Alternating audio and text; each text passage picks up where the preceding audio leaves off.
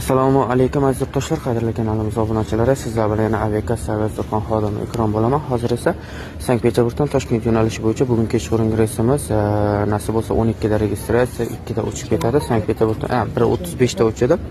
Sankt-Peterburgdan Toshkent yo'nalishi bo'yicha Aeroflot kompaniyasi bez bagaj variantida olishgan akalarimiz, chunki tavsiya qilingan dokumentlar yo'q edi. Chiroyli holatda o'tkazib oldik. Mana nasib bo'lsa hech kim to'xtatgan yo'q. Chiroyli o'tkazdik.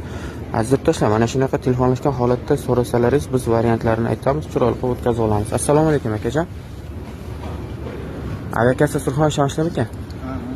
Sizda dokumentlaringiz bormidi? Dokumentlaringiz bormi? Yo'q, hech qanday hech kim to'xtatmadim. Chiroyli qilib o'tkazdikmi?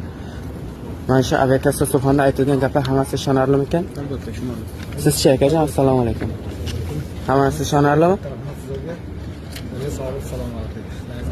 Aziz do'stlar, bemalol telefon qilaverasa, Aviakassa Surxon xizmatingizda tanlovda adashmang. Qanday holatda bo'lishingizdan qat'iy nazar Aviakassa Surxon yordam qo'lini cho'zadi.